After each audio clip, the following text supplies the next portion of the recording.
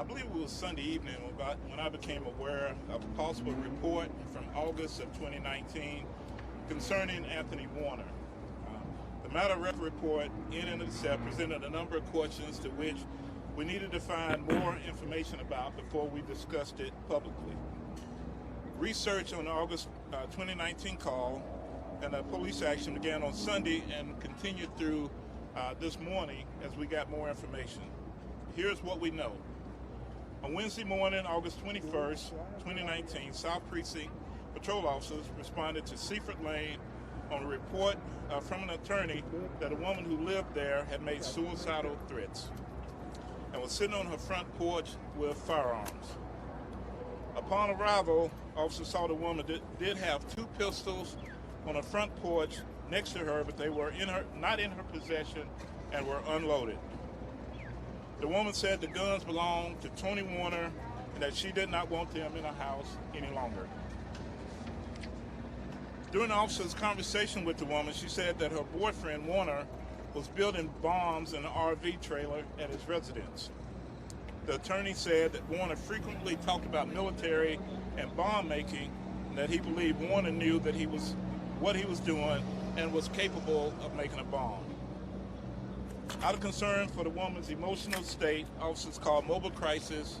They in turn spoke with the woman and determined that she was in need of care.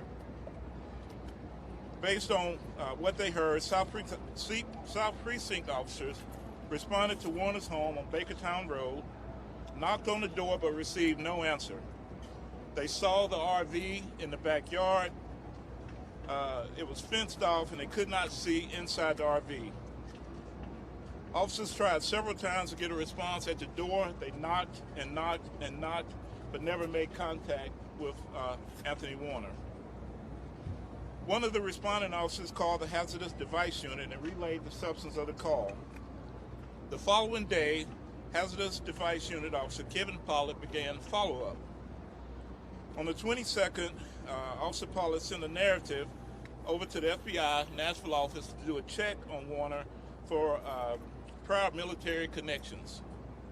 Later in the day, on August 22nd, the FBI report came back that it checked the holdings and found no records whatsoever on Warner. On August 28th, the FBI reported that Department of Defense checks on Warner was all negative.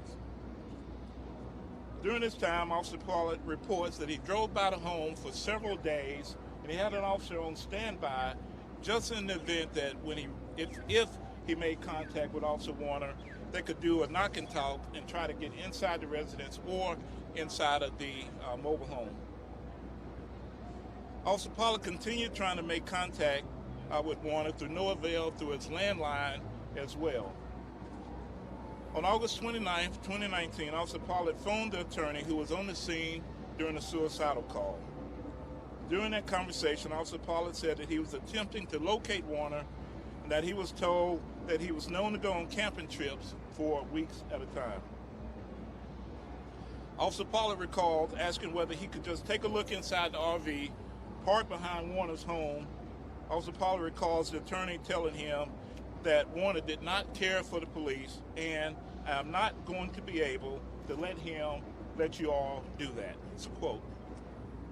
Officer Pollard recalls the attorney saying that Warner is capable of making a bomb, but didn't believe he was doing so. Also during late August, our Specialized Investigations Division looked for any open source information on Warner and they found none. At no time was there evidence or reasonable suspicion that a crime was being committed, and officers had no legal basis to go into Warner's fenced-in yard or home during August 2019. No additional action was taken after late August, and to the best of my knowledge, no other reports or information about Warner came into the police department. We did not have the knowledge in August 2019, and we had no legal basis for search warrants or subpoenas based on what we knew at the time. Hey, NBC News viewers, thanks for checking out our YouTube channel. Subscribe by clicking on that button down here and click on any of the videos over here to watch the latest interviews, show highlights, and digital exclusives. Thanks for watching.